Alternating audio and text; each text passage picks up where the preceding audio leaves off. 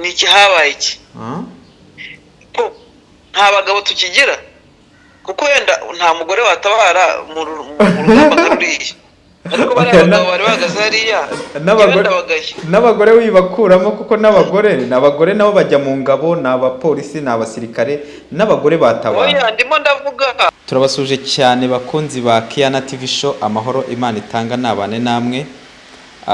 Rero nkuko tugenda tubagezaho amakuru atandukanye, ariko hagati aho ntabwo ndi jyenyine kuri telefone, ndi kumwe n'umubyeyi akenshi muzi cyane. Muri aho mubyeyi? Muraho, igitondo cyiza. Igitondo cyiza kuri twese. Amen amen. Iya rero wasuza abantu badukurikiye, tuje kubabwira amakuru abagiye atandukanye. Uyu munsi turababwira ku bugome buri kugenda bugaragara hirya no hino mu mujyi wa Kigali, ariko si ni Kigali gusa, ni mu gihugu hose. So rero nagira ngo mbere yuko twinjiramo, nagira ngo usuhuze abafana bawe. Uraryo ubona ngira abafana cyane rwose. Ndabashuje aho muri hose ku isi yose, ndetse n'abari mu gihugu cyacu cy'u Rwanda. Amahoro y'Imana baganzeho. Amazina rero ni Joyi Murenzi, akaba ari jyewe uyu muhungu wanjye ushaka kunkoresha amakosa buri munsi, ariko ko nakubwiye ko ibyanjye ari ukuvuga Imana, ukaba ushaka kuvuga ibi n'ubundi ni Imana. N'ubundi se wagira ngo Imana ntiyatuzanye kugira ngo tujye tuvuga amakosa y'abantu babireke bihane? Nibyo n'ubundi mba ndi kukwinjiza ahubwo mu mwuga neza. Uri mwiyerekwa? Mba ndi mwiyerekwa. So rero turabakiriye mu kiganiro. Hano hari amakuru avuga ngo hari amakuru nyine y'umukobwa, ariko ashobora kuba ari umudamu, sinzi nyine, yari no kwitara bari ku muhanda, ariko reka nsome gato iyi nkuru igezweho. Bavuze ngo operasiyo ya polisi yafashe abasore, kamera yafashe batema umugore. Ngo polisi y'u Rwanda irahumuriza abanyarwanda ku mutekano wabo urinzwe nyuma yo gufata abasore batatu bafashwe amashusho na kamera y'umutekano bagirira nabi umugore mu murenge wa Nyarugenge, akagari ka Rwampara, mu mujyi wa Kigali. Inkuru yavuzwe cyane bitewe n'uburemere bw'ubugome abasore bagaragaje batema n'umuhoro umugore wari uryamye hasi, ndetse bakamwambura. Byabaye ku wa kane tariki 11 Nzeri 2025 mu masaha y'umugoroba, ubwo abasore batatu bagaragaye bambura umugore. Umwe akura umuhoro mu ikote aramutema, avuga ngo amuhindanye isura. Polisi y'u Rwanda yavuze ko abantu babiri bari basigaye mu bagaragaye mu mashusho bakorera igikorwa cy'ubugome umuturage wo mu kagari ka Rwampara, bose bafashwe. Aya ni amakuru yatangajwe kuri uyu wa gatanu nijoro ku rukuta rwa X rukoreshwa n'umuvugizi wa polisi y'u Rwanda. Mbere yaho polisi yari yatangaje ko umwe mu bagaragaye muri ariya mashusho yafashwe, gushakisha abandi babiri bikomeje. Umuvugizi wa polisi y'igihugu ISP Boniface Rutikanga yabwiye Umuseke kuri telefone ko bariya basore bafashwe mu mugoroba wo kuri uyu wa gatanu, ngo ntibarabazwa byinshi, ariko ikigaragara ibyo bakoze byari ubujura kuko bambuye isakoshi na telefone uriya mugore. Byumvikane nyine bafashwe kuri uyu wa gatanu. Aya makuru ni polisi yatangaje kuri uyu mugoroba. Indi nkuru wenda ngira ngo tujyaniramo ibintu byo gusoma mbirangize byose, ni inkuru yindi yo mu murenge, aho umunyerondo yakubiswe, aho bavuga ngo umunyerondo yakubiswe n'abakekwaho ibikorwa bihungabanya umutekano birimo urugomo n'ubujura. Byabereye mu kagari ka Nyakabanda mu murenge wa Niboyi muri Kicukiro, ahazwi nka Sonatibe, iruhande rw'ahahoze kaminuza ya YouTube. Aka kavideo ko wakabonye? Nakabonye. Wabonye ubugome burimo? Wabonye abantu uburyo babirebaga? Ahubwo biriya byanyobeye. N'abantu babirebe rwose bakubwire ko tutakigira umutima w'urukundo. ukabona mugenzi we bamukubita kuriya ko batari bafite imbunda ngo uratinya ngo barakurasa buriya. kandi noneho icyambabaje bari no ku hantu hari imodoka zari zihagaze kuri stage, ubona ko rwose hari urujya n'uruza, wabonaga ko hari abantu benshi. ni iki kidatuma abantu dutabarana? ni iki habaye iki? ko nta bagabo tukigira, kuko wenda nta mugore watabara mu rugamba ruriya, ariko bari abagabo bari bahagaze hariya n'abagore wibakuramo, kuko n'abagore nabo bajya mu ngabo, ni abapolisi, ni abasirikare, n'abagore batabara. oya ndimo ndavuga oya ari ibintu byo gutara kujya mu ngabo byo kuko urabanza ukagenda, ibyo biroroshye ko uragenda bagutraining ukamenya n'ibyo ugiye gukora.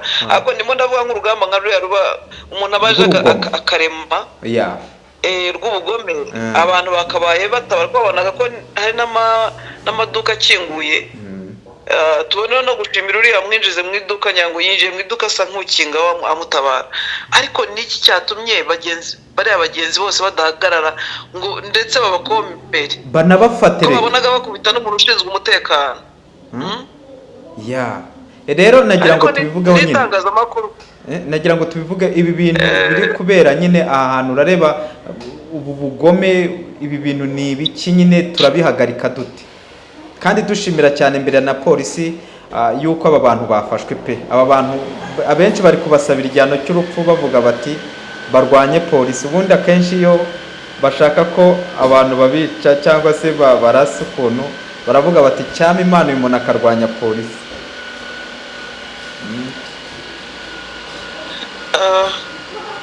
uyu munsi rero inkuru zawe noneho ndumva zandenze, nayobewe buriya aho nzihera. gusa icyo twavuga ni urukundo rwakonje mu banyarwanda. niyo mpamvu umuntu asigaye akubitwa kuriya, nta n'imbunda afite, ubibona ko atakurasa, ariko ugahagarara gusa ukanga kubyivangamo, ugaceceka ugakubita umuntu. ko nta kuntu ushobora kumbwira ngo urabona noneho bakubita umuntu ushinzwe umutekano. biriya ni nko gushaka kuvuga ngo si nko gusuzugura igihugu, niko nabyita. kuko buriya daso ni umukozi wa leta, niko nabyita. nubwo ari abakorerabushake, ndibaza ko ari abakorerabushake, ariko bemewe, bambaye n'umwambaro bahawe n'igihugu. urumva rero kubona ukubita umuntu nk'uriya nko gukubita umupolisi, nko gukubita umusirikare. urumva rero niho byototera. n'ubundi niyo hatangiye kubita daso, ejo uzabona bakubita umupolisi. urabizi yuko twebwe iwacu ntabwo bagenda n'imbunda, baba bari mu kazi ariko badafite imbunda. usibye ko bariya bakubise nk'umupolisi yabamara ko baba barize tactique nyinshi zo, bashobora kuba ari barize tactique nyinshi zo kwirwanaho. ibi bintu ubona bituruka he? ni iki leta yakora? ni iki wabwira abaturage kugira ngo nyine birinde ubu bugome? akenshi cyane biba binabateye ubwoba, nubwo polisi ivuga ko ngo abaturage ntibahumure. ibi bintu ni iki wabivugaho? icyo nakubwira ni kimwe, kubona ibi byose ni nk'aya nkuru wari twahoze tuvuga, ibi byose ni ibiyobyabwenge bitera. ntabwo ushobora kumbwira ngo uraza ku street ufata umukobwa nk'uriya nabonye umuteme, uzi icyo umuhoro wakoze mu gihugu cyacu, uzi ibintu byabaye muri jenoside yakorewe abatutsi, ko abantu bishe abantu n'imihoro. icya mbere, kugendana umuhoro ni icyaha. icya kabiri, kuwufata ukawukoresha udatema igiti, utema umuntu uzi icyo abantu batemwe n'iyo mihoro aho bari, ni icyaha cya kabiri. icya gatatu byonyine no gufata ku mwana w'Imana yiremeye mu ishusho yayo, ukamufata ukamutema, ukamuhindanya isura, nacyo ni ikindi cyaha. rero ngewe ndimo ndabona ko ibyo bintu ni ubuhenebere bwo kwimura Imana mitima yabo, nta rukundo rukirimo.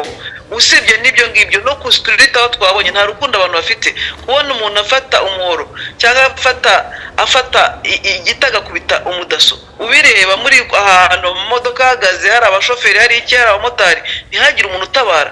abantu nta rukundo bagifite, babaye ibikoko. rero nagira ngo ngiye mbabwire mwe bene data, ntabwo icyo gihugu, ntabwo ari Kongo, nta nubwo ari n'ibindi bihugu navuze bidafite ubuyobozi bufatika, ni u Rwanda. bitonde, ntabwo gereza zitari zuzura ngo bavuga ko badafite bazafungirwa. bazafatirwa ibyemezo, kandi nibagufunga wowe uhamura abanyarwanda, wowe sinzi nawe bazagufungira. kugira ngo leta ikwiriye gushaka indi kasho yindi, abantu bakora ibisa bityo bakabashyiramo ubuziraherezo ntibazanasohokemo, nta no kuvuga ngo bafite ba roya bababuranira. Bave kuri ibi ngibi abazungu bavuga ngo ibiki n'ibiki, ngo hari igihe kigera ukareba. Narebye ejo bundi watemye umwana aramubaga w'umuturanyi, nako ngo ntibiravugwa, niko babivuga, biravugwa, ariko ubundi ibyo bavuga biragaragara ko yanabikoze, kuko yasanze uwo musarane wiwe. Ikindi cya kabiri, uwo mwana yatanze, uwo mwana yishe yari ariwe akina n'abana be, ubusaza bihungiraye ngo nuko nta muntu wamubonye, ngo nuko itegeko rivuga ngo nta mwana mutoya utanga ubuhamya. Niba umwana yarabonye nyina yica mugenzi we areka kubivuga. Rero hari indengakamere y'ubugome ndimo kubona, sinzi ahantu birimo guturuka, sinzi umuntu wabibibye, ariko byafashe indi ntera. Ntago ari uwo gusa, Bugesera n'undi wafashe umwana waramwica, yabyaye ngo agiye kumutamba nk'uko Isaka bamutambye, ariko ngo agiye kumutambira ibi.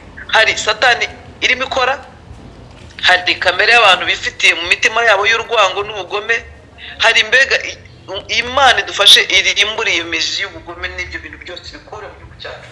Ntabwo nzi aho biva, ariko aho biva hose ndabizi neza ko igihugu cyacu kiri maso kandi kiraza kubifatira umwanzuro. Abadukurikirana bavuga ngo bakomere abagiriwe ingaruka n'abantu bakorewe ubugome abana babo mwihangane, abatemwe ayo maboko nabo twabonye mwihangane, nasohoka kubiswe ihangane. Icyo nzi ni uko ibyo byose hamwe n'Imana n'igihugu biraza gushyirwaho iherezo. Turabashimiye cyane. Shalom, Imana ikugirire neza mukozi w'Imana. Murakoze cyane, turabashimiye kandi mukomeze gukanda subscribe kugira ngo mujye mukomeza kubona amakuru yacu y'ubutaha. Ciao ciao.